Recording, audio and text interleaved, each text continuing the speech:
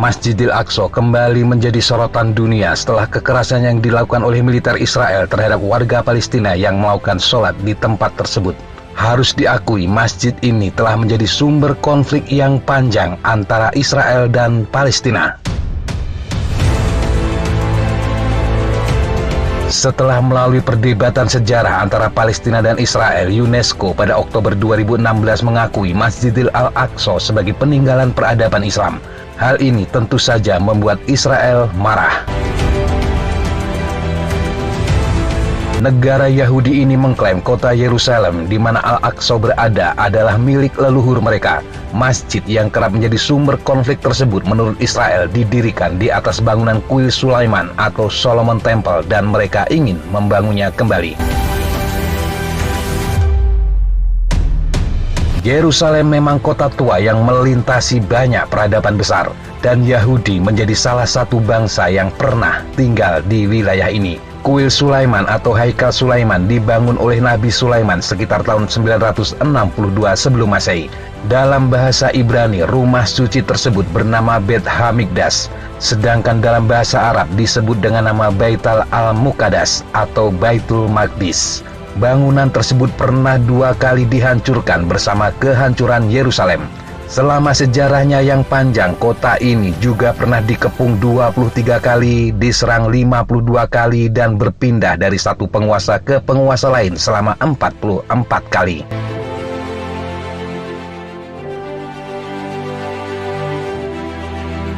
Kehancuran pertama terjadi saat Nebukadnezar menyerbu kerajaan Yudea di Yerusalem pada tahun 597 sebelum Masehi. Penghancuran kerajaan Yudea atau Yehuda yang merupakan kerajaan terakhir dari Bani Israel sebagai kelanjutan kerajaan Daud dan Sulaiman ini diikuti dengan digiringnya Bani Israel ke Babilonia dan diperbudak di sana. Mereka dipulangkan ke Yerusalem oleh Cyrus Agung saat penguasa Persia ini menaklukkan Babilonia. Cyrus Agung kemudian membangun kuil Sulaiman, namun tidak sampai selesai. Pembangunannya dirampungkan oleh Raja Herodus, penguasa Romawi di Yudea, sehingga kuil itu kerap pula disebut sebagai kuil Herodus. Kehancuran kedua terjadi saat Titus Flavius, komandan tentara Romawi, mengepung dan menghancurkan Yerusalem pada Perang Yahudi-Romawi tahun 70. Titus belakangan menjadi kaisar Romawi dari dinasti Flavia. Tempat itu kemudian di bawah cengkraman Romawi. Pada tahun 136 hingga 140 Masehi, Kaisar Hadrian membangun kuil Jupiter di atas reruntuhan Haikal Sulaiman. Setelah mengganti nama Yerusalem menjadi Aila Capitolina, dia melarang orang Yahudi maupun Nasrani memasukinya. Untuk mengenang kehancuran kedua kuil tersebut, orang Yahudi berpuasa setiap tahun yang dikenal sebagai puasa Tisha B'Av. Puasa ini mulai diperkenalkan pada abad kedua Masehi oleh para rabi Yahudi.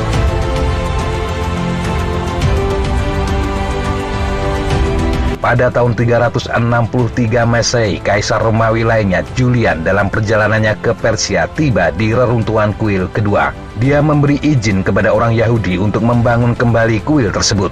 Tetapi tahun itu pula gempa besar terjadi dan kuil itu tidak pernah dibangun lagi.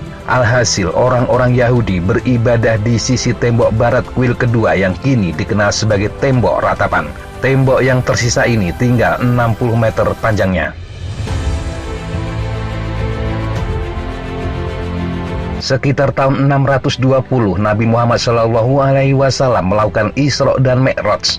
Isra merupakan perjalanan Nabi Muhammad pada waktu malam hari dari Masjidil Haram ke Masjidil Aqsa. Kemudian dilanjutkan dengan Mi'raj yang merupakan perjalanan Nabi Muhammad pada malam hari dari Baitul Maqdis menuju ke Sidratul Muntaha.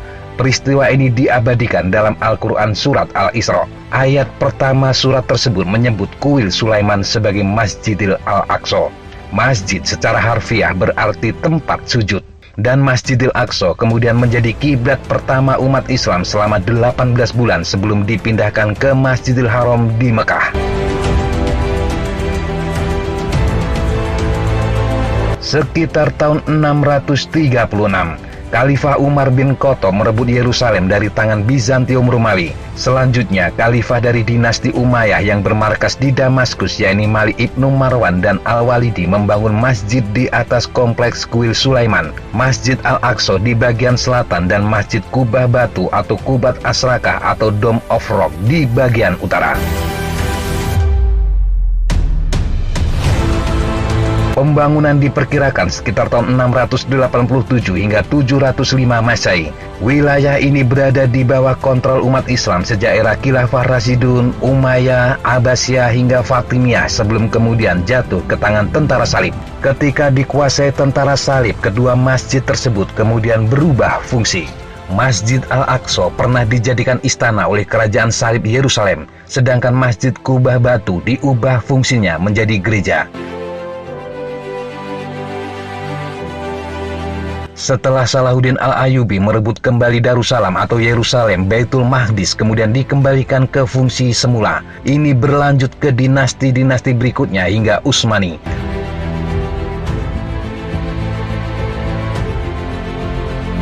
Di penghujung 1800-an, sebuah gerakan bernama Zionisme muncul ke permukaan dan merancang pendirian sebuah rumah bagi kaum Yahudi. Tetapi bukan ke sebuah lahan kosong, melainkan ke Darussalam atau Yerusalem. Saat itu, wilayah tersebut masih berada di bawah Khilafah Utsmaniyah. Sejak 1882, gerakan Zionis ini berulang kali memobilisasi kaum Yahudi dari berbagai negara, terutama Eropa, untuk kembali ke Yerusalem dan mengklaimnya sebagai milik mereka. Lewat deklarasi Balfour, Inggris pun berjanji membantu pendirian negara Yahudi itu. Inggris kemudian mengalahkan tentara Khilafah Utsmani dan memasuki Tanah Suci pada tahun 1917.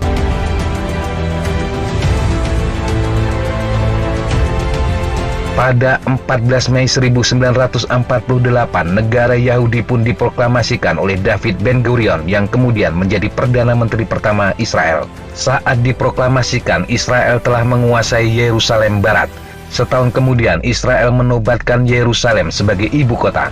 Yerusalem Timur dicaplok Israel setelah Perang 6 Hari pada 1967. Meski Israel secara sempurna telah menguasai Yerusalem dan mengklaim Yerusalem sebagai ibu kota abadi Israel, namun tidak ada negara yang mengakuinya sebelum kemudian Presiden Amerika Donald Trump mengumumkan pengakuan tersebut pada tahun 2019. Bukan rahasia lagi, Israel ingin membangun lagi Solomon Temple. Namun Masjidil Aqsa dan Masjid Kubah Batu masih berdiri. Kompleks ini diyakini berdiri di atas reruntuhan Haikal Sulaiman yang dihancurkan Romawi. Ini jadi titik masalah besar. Karena jika ingin membangun kuil Sulaiman, maka Israel harus menghancurkan masjid tersebut. Menurut keyakinan orang Yahudi, kuil tersebut akan dibangun oleh Mesias yang mereka tunggu kedatangannya. Sang Mesias juga akan merestorasi Israel seperti era keemasannya di masa Nabi Daud dan Nabi Sulaiman, mengembalikan orang Yahudi ke Israel dan memimpin dunia dari Yerusalem. Tetapi Mesias yang mereka tunggu bukanlah Nabi Isa sebagaimana yang dinanti oleh umat Islam dan Yesus yang diyakini oleh Kristen.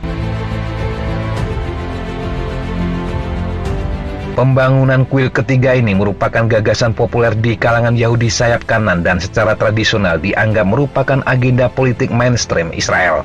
Tetapi pemerintah Israel masih melarang pembicaraan terbuka soal itu.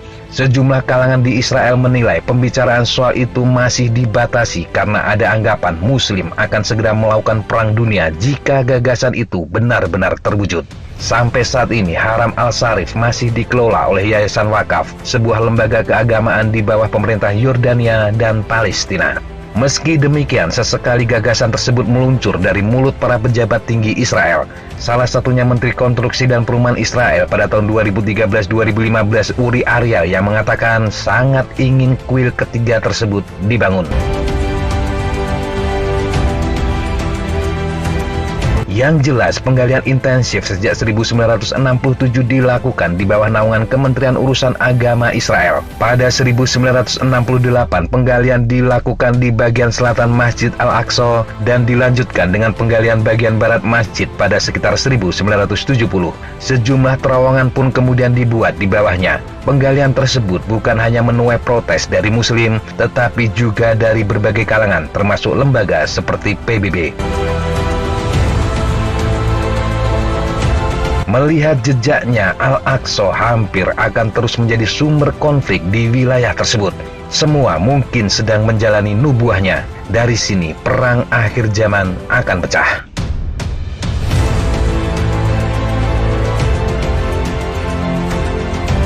Demikian sahabat Jejak Tapa, informasi yang bisa kita sampaikan untuk kesempatan kali ini. Sampai jumpa di kesempatan yang berbeda. Tetap kunjungi kami di www.jejaktapa.com dan www.flashjournal.com. Tetap semangat dan jaga kesehatan. Salam, Fly Like an Eagle, Fight Like a Falcon.